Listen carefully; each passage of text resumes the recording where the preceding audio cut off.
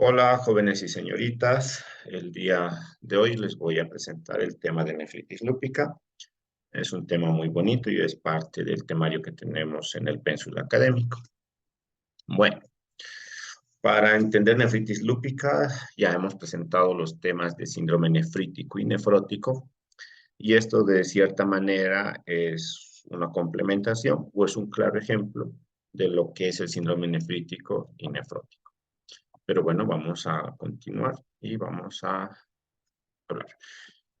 En general, cuando hablamos de nefritis lúpica, obviamente estamos hablando del lupus eritematoso sistémico, que bien sabemos es una enfermedad autoinmune.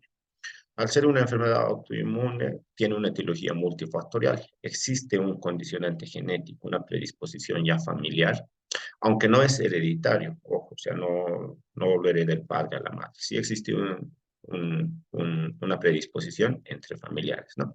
Hay una condicionante ambiental muy fuerte, hay condicionantes hormonales, una razón por la cual es mucho más frecuente en el género femenino y sobre todo en las mujeres. Y un proceso infeccioso puede detonar, no va a llevar a contraer lupus, pero puede detonar un lupus que lo tenía predispuesto genéticamente y tal vez nunca se hubiera manifestado, por la infección sí se ha llegado a manifestar, y otras causas más. El lupus tiene una prevalencia variable de acuerdo a distintas publicaciones, entre 9 a 15 por cada 100.000 habitantes. Eso se cumple acá en nuestro medio. Y bien sabemos que el lupus tiene una manifestación sistémica. Es una enfermedad sistémica con compromiso cutáneo, hematológico, neurológico, etcétera. Pero también existe un componente renal, y el componente renal es el que tiene la principal causa de muerte y mortalidad. Esto no significa que las otras variedades lupus no son graves, pero dentro de las variedades de lupus, el compromiso renal es uno de los peores, ¿no? Y 50% de los pacientes que tienen lupus, al momento de su diagnóstico, también van a tener componentes renal. Así que es dentro de los pacientes con lupus, las manifestaciones renales suelen ser muy frecuentes. Estas imágenes nos muestran cuando buscamos en el internet o tenemos libros clásicos de lupus. Las imágenes de la derecha es una mujer que tiene las manifestaciones claras, ¿no? Que son las manifestaciones cutáneas, como el lupus discoide o el eritema malar. El lupus discoide que está en sus extremidades y el eritema malar que lo tiene en forma de alas de mariposa. Estas son las manifestaciones cutáneas clásicas. Sin embargo, cuando hablamos de lupus renal, de componentes renal, vemos aquí dos pies que están completamente edematizados. Entonces ya se imaginarán por dónde va la nefritis lúpica. Tiende a manifestarse como un síndrome nefrótico o como un síndrome nefrítico. ¿Existen factores de riesgo para desarrollar lupus y nefritis lúpica? Claro que sí. Las personas más frecuentemente afectadas son las personas jóvenes, entre 15 y 25 años. La raza no caucásica, es decir, los latinos, aquí en Latinoamérica y en Bolivia nosotros tenemos una alta prevalencia de lupus y de un lupus grave. Eso también es frecuente en los no caucásicos, en los afroamericanos, en los latinos u otras que no son una raza blanca, tienden a tener más frecuentemente lupus, y el lupus tiende a ser mucho más agresivo.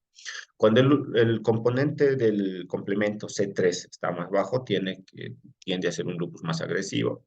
Cuando el paciente tiene proteinuria nefrótica, su lupus o su nefritis lúpica es mucho más agresivo, y si sumamos hipertensión a esto, tiende a ser otro factor de riesgo. Entonces, estos 5 factores de riesgo para la nefritis lúpica son importantes. De la fisiopatología, estas imágenes nos muestran la fisiopatología clásica del lupus, ¿no? Todavía de la nefritis lúpica. Recordemos que en condiciones normales todas las células que tenemos tienden a morir. Eso es una muerte celular programada que la conocemos como apoptosis. Entonces, al morir la célula va a liberar su material genético, y esto en condiciones normales es captado por el macrófago. El macrófago lo fagocita en totalidad y no pasa absolutamente nada. Es un proceso que sucede todos los días y en todo momento en nuestro organismo.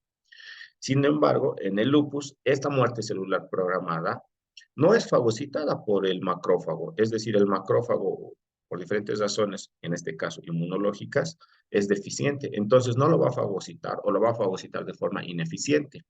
Entonces, este material genético ya se conoce como atípico, y eso es lo que produce la reacción antígeno-anticuerpo y posteriormente el desencadenante de toda la reacción inmunológica. Esta célula que ha muerto va a liberar su material genético en el lupus, claro, y va a ser captado por los anticuerpos. Los anticuerpos lo van a presentar al linfocito B y luego al linfocito T, y el linfocito T sabemos que es la célula efectora, las células citotóxicas. Y por otro lado, el linfocito B va a producir más anticuerpos, de ahí viene la enfermedad autoinmune. Y estos anticuerpos se van a ir depositando en órganos específicos, produciendo las manifestaciones clínicas, cutáneas, neurológicas, eh, renales, etcétera, ¿no? Activando la vía del complemento. Esto es la fisiopatología normal del lupus, un poquito resumida. Pero, ¿qué pasa en la nefritis lúpica? Ya la reacción antígeno-anticuerpo se ha producido. Aquí tenemos los anticuerpos que están circulando con el ADN y se van a ir a depositar, como ejemplo, en la membrana basal del glomérulo. Estas tres capas ya las hemos repasado en temas anteriores, que son la barrera de ultrafiltración del glomérulo, que tienen una función importante para prevenir el paso de sustancias a través de la orina. Simplemente permite el paso de sustancias que vamos a eliminar, pero no proteínas, no deja pasar glóbulos rojos, no debería dejar pasar glóbulos blancos, entre otros, en condiciones normales. Pero al depositarse estos complejos antígeno-anticuerpo en la membrana basal glomerular, van a producir una reacción antígeno-anticuerpo, y eso es lo que va a producir específicamente en el riñón lo que conocemos como glomerulonefritis. En resumen, esta es la forma básica de cómo se produce la glomerulonefritis, aunque obviamente esto tiene un componente mucho más complejo. Es decir, esta glomerulonefritis no sucede únicamente en la membrana basal glomerular, como en este ejemplo, sino también sucede en todo el glomérulo. Puede suceder en los podocitos, va a producir disminución del factor de crecimiento bacterial vascular endotelial, va a disminuir la respuesta a la angiotensina 1, pero va a aumentar a la angiotensina 2, va a aumentar la endotelina, que son sustancias vasoconstrictoras potentes. En las células mesangiales va a disminuir el factor de transformador de crecimiento beta. Eso va a producir mayor fibrosis. A nivel subepitelial, acá vemos por encima de la membrana basal, específicamente en los podocitos, va a producir eso, injuria del podocito, lesión, necrosis, muerte del podocito. A nivel subendotelial va a producir reclutamiento de células inflamatorias. Este reclutamiento de células inflamatorias posteriormente lo van a leer o lo van a escuchar en esta exposición o en otros libros. Es la proliferación endocapilar, que son células que se van a llenar en el capilar glomerular. Entonces, es en todo el glomérulo que se producen lesiones por el efecto de la glomerulonefritis. En base a eso, lo que les he mencionado, existe una clasificación histológica, porque todos estos pacientes tienen que ser sometidos a biopsia renal. Entonces, en base a esto, existen 6 tipos de nefritis lúpica, desde la clase 1 hasta la clase 6. Algunas aclaraciones es de que al mencionarse clases no son grados, no son estadios, es decir, no progresa del estadio 1 al estadio 2 y del estadio 2 al 3 y así sucesivamente. No. Al ser clase es una manifestación única. Una persona puede tener una clase 1 y quedarse 1 toda la vida. Puede tener ya de entrada una clase 5 y quedarse como 5 toda la vida. Es decir, que no existe una progresión en etapas de esta clasificación. Pero bueno, ya desarrollando, que les voy a mostrar en imágenes un poquito, pero esta es la parte teórica. La clase 1 en realidad se llama mesangial mínima. Aquí lo dice, mesangial mínima, y se refiere a que no hay una manifestación histológica propiamente. Pero en biopsias renales tenemos una segunda observación por microscopio. Este es el microscopio normal, por eso dice en microscopía óptica va a ser normal. Este IF que ustedes ven es un microscopio de inmunofluorescencia. Son técnicas especiales en las cuales al tejido biopsiado, al tejido renal, se le añaden anticuerpos para ver si es que va a reaccionar con determinados antígenos, y eso se va a ver en una imagen fluorescente. Por eso se llama inmunofluorescencia. Entonces, en microscopía normal, en microscopía óptica está normal la clase 1, y en inmunofluorescencia dice algunos depósitos, muy poquitos. En datos clínicos tiene proteinuria mínima o hematuria, o sea, no tiene mayor repercusión. La clase 2 dice mesangial proliferativa, es decir, el mesangio ya ha proliferado un poco. Aquí dice hipercelularidad mesangial. En inmunofluorescencia dice algunos depósitos mesangiales, y aparece una tercera forma de microscopía, que es la microscopía electrónica, que son los pies de podocitos que están borrados. Hay un esfacelamiento o borramiento de los pies de los podocitos. Muy pocos lugares cuentan con microscopía electrónica, pero es importante que lo conozcan. Lo que sí casi todos tenemos microscopía óptica e inmunofluorescencia. En las manifestaciones clínicas ya tiene proteinuria, que es igual mínima, y hematuria también mínima.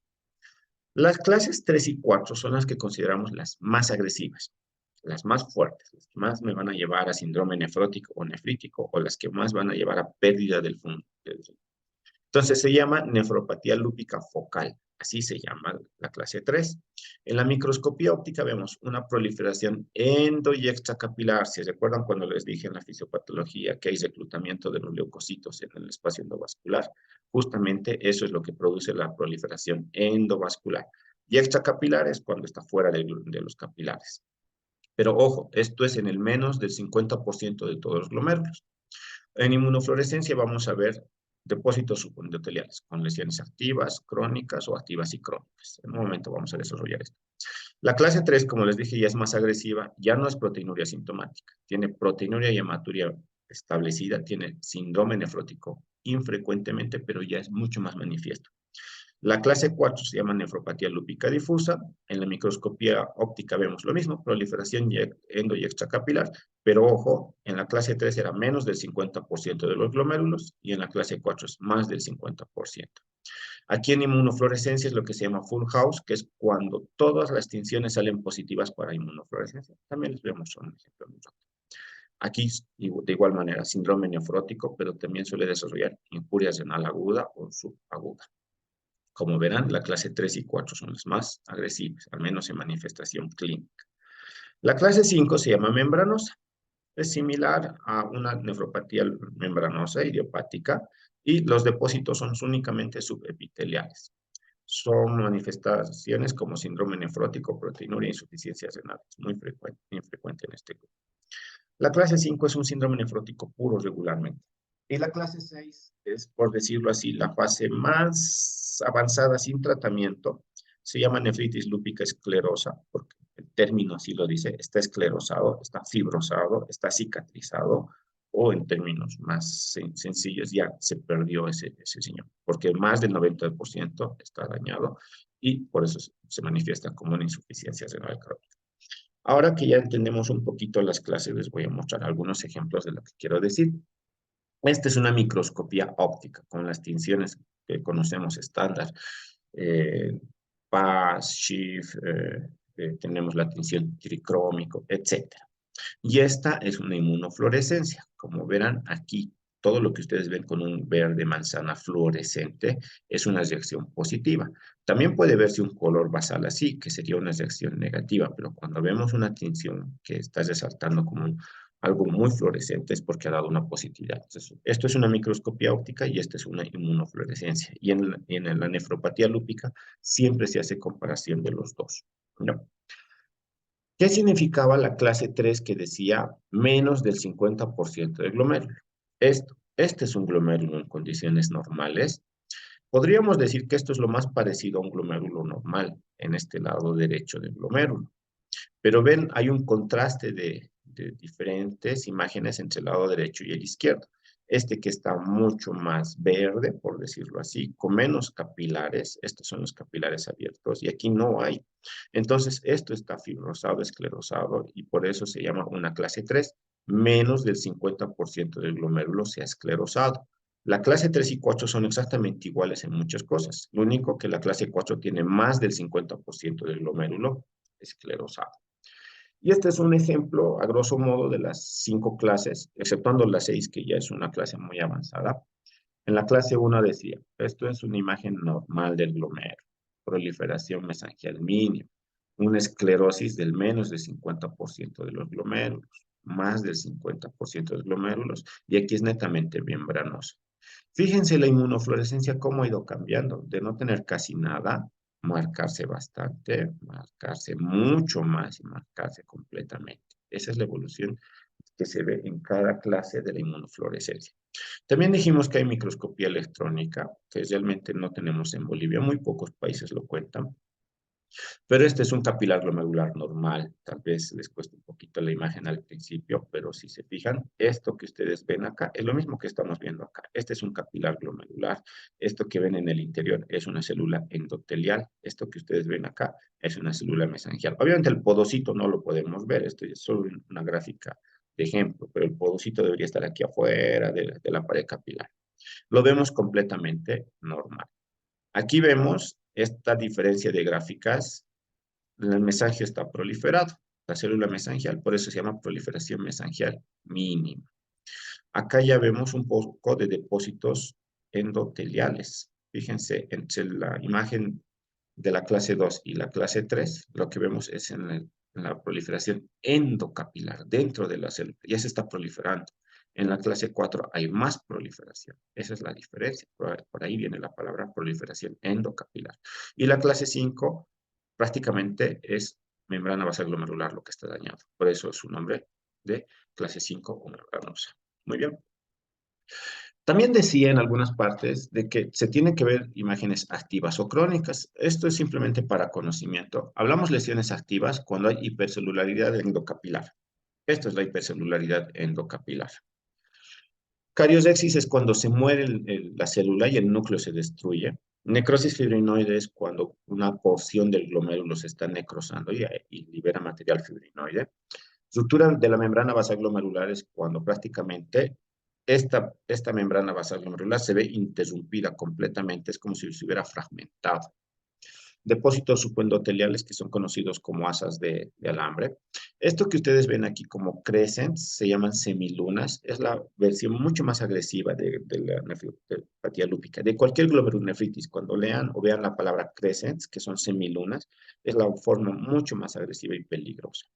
Y hay lesiones crónicas como la esclerosis glomerular, fibrosis y eh, esclerosis. Eso es la forma de clasificar una nefropatía lúpica. Una vez que clasificamos, tenemos que iniciar el tratamiento y antes de empezar el tratamiento tenemos tres objetivos. El principal objetivo es que llegue a una remisión completa. ¿Cómo decimos que tiene que llegar a una remisión completa?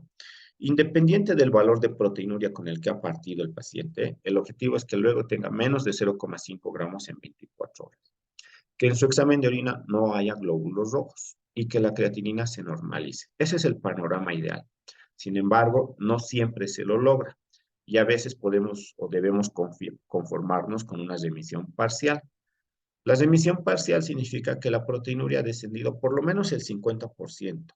Ha comenzado con 10 gramos de proteinuria. Al día de hoy tengo 4 gramos de proteinuria. Sigue teniendo proteinuria. Considero que es mucho, pero por lo menos ha disminuido más del 50%. A eso se llama remisión parcial. La creatinina no ha bajado, no ha descendido a lo normal, pero se ha quedado en una creatinina de 1,8 que ya no ha seguido ascendiendo. Eso también es bueno en condiciones normales.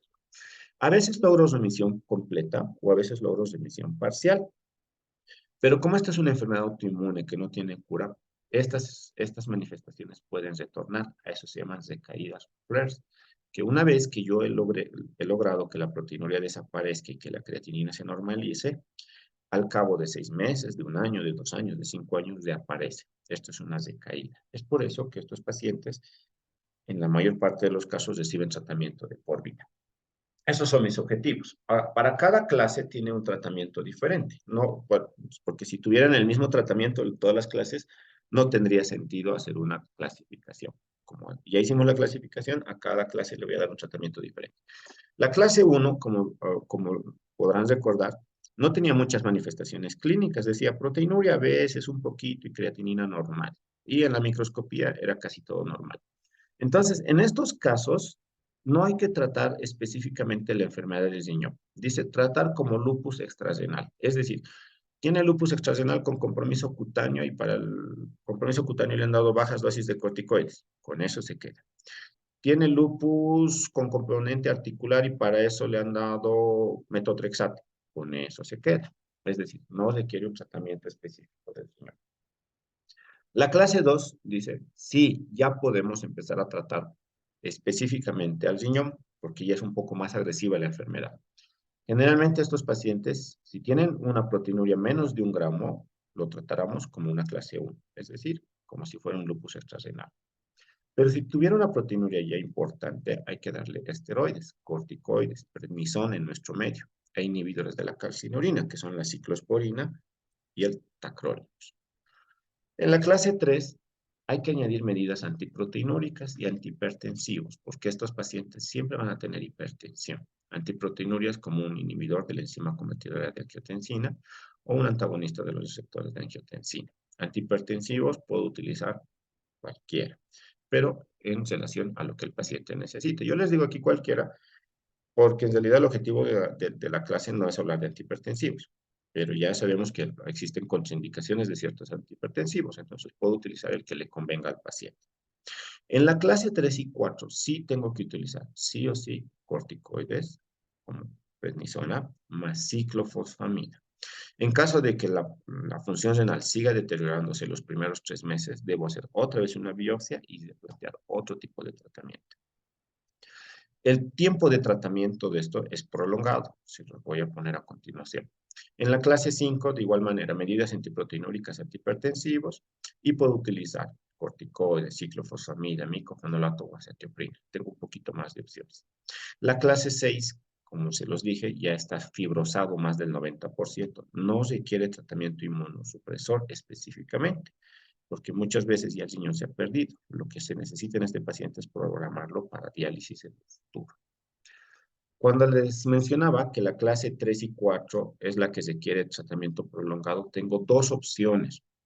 Uno es el que se conoce como el régimen NIH y el otro es el régimen Eurolupus. Los dos son muy buenos, pero el que más utilizamos en Latinoamérica es el régimen NIH.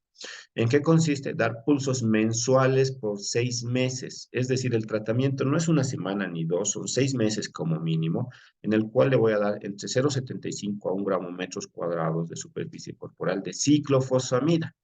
La ciclofosfamida, lo sabemos desde farmacología, es una droga muy tóxica que requiere hidratación, requiere mesna. El mesna es una sustancia que evita la toxicidad de la vejiga, porque esta droga puede producir hematuria por toxicidad nada más. También produce atrofia ovárica en las mujeres, por eso a veces hay que dar acetato de lepulide. Entonces, estos son medicamentos que contrarrestan la toxicidad de la ciclofosfamida, pero la ciclofosfamida tiene que ir sí, sí o sí. El régimen NIH nos dice que es necesario dosis altas de ciclofosfamida y de glucocorticoides. Y pese a esto, la tasa de remisión nunca es el 100%, siempre es del 60 al 80%. Y con todo y todo tiene una toxicidad ovárica del 52%. Es por eso que se debe plantear al paciente o informar, ¿no? Informar. Requiere este tratamiento, pero tiene estas complicaciones. Y el otro, que es el de Eurolupus, ya no utilizamos cada mes, sino utilizamos cada 2 semanas. Ya no hacemos de 0,75 gramos, sino le damos 500 miligramos de dosis fija. Es un poquito más barato, produce menos toxicidad y menos depresión celular. Dirá entonces, ¿por qué no utilizamos este que es más barato y menos tóxico? Pasa que el Eurolupus, como se darán cuenta, está desarrollado en Europa. Y entre los factores de riesgo recordarán que el lupus es más agresivo en los no caucásicos, es decir, en los latinos. Entonces, por eso continuamos utilizando este esquema que es bastante agresivo. El pronóstico del tratamiento depende de muchos factores, la predisposición genética, ser afroamericano, ser varón o edad avanzada son factores de mal pronóstico. ¿Ok? Hay condiciones como retraso del diagnóstico, porque se ha retrasado medio año, 1 año, 2 años. Eso empeora, obviamente. El no compliance, es decir, no completar el tratamiento, no cumplir, no es un tratamiento rápido, son 6 meses. Entonces, he ahí el hecho de que al tercer, cuarto mes muchos abandonan el tratamiento. El acceso a la atención de salud es una condición que conocemos ampliamente en nuestro medio, a veces influye mucho. Ahora, hay factores de riesgo renal propiamente. Los peores son que sea clase 3 o 4. La 5 también, pero la clase 3 y 4 son las más agresivas. La clase 1 y 2 no tanto. Que tenga mucha fibrosis, que haya partido el tratamiento con una creatinina elevada, ya de por sí es un factor de mal pronóstico. Otros factores que no tienen que ver ni con la enfermedad ni con la clase histológica es que tenga anemia, tenga hipertensión, que recurre la enfermedad, que tenga inflamación o fibrosis en una segunda biopsia, son otros factores pronósticos, ¿no? Bueno, ya para terminar, les presento este ejemplo. Este paciente X del año 2021 viene a la consulta con 1.6 de creatinina. Valores de referencia de 0.8 a 1.4. Podemos discutir que un poquito más, un poquito menos, pero lo cierto que viene con una creatinina elevada, también un nitrógeno ureico discretamente elevado. Entonces ya tenemos el primer marcador, que es marcador de función renal alterado. Luego vemos en el examen de orina y vemos que no hay gran alteración en la parte física, pero en la parte química vemos positivo dos cosas. Proteínas, dos cruces, hematíes, dos cruces. También puedo ver aquí leucocitos 8 a 10 por campo. Recordemos valores normales de leucocitos 3 a 5 por campo. Entonces ya este paciente tiene proteinuria, hematuria y leucocituria. Un poquito de cilindros, también podríamos decir que tiene cilindruria. Entonces tiene creatinina elevada y un examen de orina con proteína y hematuria. Así vienen los pacientes, no vienen con el título de nefritis lúpica. Así es que comenzamos.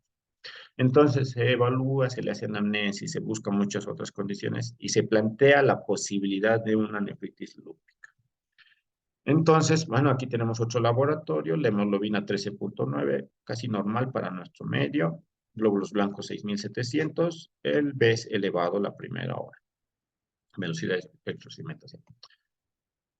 Entre otras cosas, vemos triglicéridos 200, valor normal menos de 150, segundo punto a tomar en cuenta. Transaminasas y colesterol total normal, electrolitos casi normal y tiene una proteinuria en orina de 24 horas de 800 miligramos en 24 horas, valor normal hasta 141. Entonces, las proteínas que vimos en el examen de orina ya está confirmado. Esta paciente tiene proteinuria, tiene algo de falla renal y tiene dislipidemia. Recuerden, ¿de dónde viene la dislipidemia y proteinuria? ¿A qué síndrome pertenecerá? Parece un nefrótico, ¿verdad? Pero bueno, eso no lo vamos a discutir en esta momento. Entonces, ante la posibilidad de una, de una enfermedad lúpica, se le pide el perfil inmunológico. Criterios diagnósticos ANA, anti-DNA y C3-4. El ANA de esta paciente sale 283. Se considera positivo por encima de 29. Positivísimo su ANA. Células HP, 285. Se considera positivo por encima de 36. Positivo. Ambos para anticuerpos nucleares del lupus. Otro criterio, anti-DNA, valor normal, menos de 37, el paciente tiene 171. ANA y anti-DNA por el cielo. ANCA-C y ANCA-P para vasculitis, negativos. La muestra no presenta anticuerpos, la muestra no presenta anticuerpos contra vasculitis. Entonces, vasculitis descartado, pero muy positivo para lupus. Y por último, el complemento. ¿Recuerdan un factor de riesgo? El complemento C3. Valor normal, 84-193. Ojo, aquí no es que tiene que estar por arriba, tiene que estar por debajo. Se llama consumo del complemento. 25, mucho más bajo, y este de 16 a 47, 2.9, mucho más bajo. Entonces, en conclusión, este paciente tiene lupus. Eso es lo que concluimos. No sé todavía si tiene nefritis lúpica, pero tiene lupus eritematoso. Sin embargo, ya me había llamado la atención que la creatinina esté elevada, que en el examen de orina haya proteínas, que haya sangre, que hemos juntado el orín de todo el día, 24 horas, tiene proteinuria. Entonces, como que se va armando. ¿Tiene criterios para biopsia este paciente? Claro que sí, tiene criterios para biopsia. Se le ha biopsiado. El diagnóstico completamente ya elaborado es una glomerulonefritis lúpica proliferativa difusa clase 4. Entonces, recordemos que las más agresivas eran las clase 3 y 4. Esta paciente tiene una forma bastante agresiva. Incluso el patólogo acá nos manda las imágenes que tiene. Muy chiquitas y muy difíciles de poder explicarlas, pero como podrán darse cuenta, hay la microscopía óptica y hay la microscopía por inmunofluorescencia. Entonces, es así como se llega al diagnóstico y se hace el tratamiento de una nefritis lúpica. Espero que les haya servido. Nos vamos a ver en otro momento seguramente y hasta aquí termina la clase de hoy. Muchísimas gracias.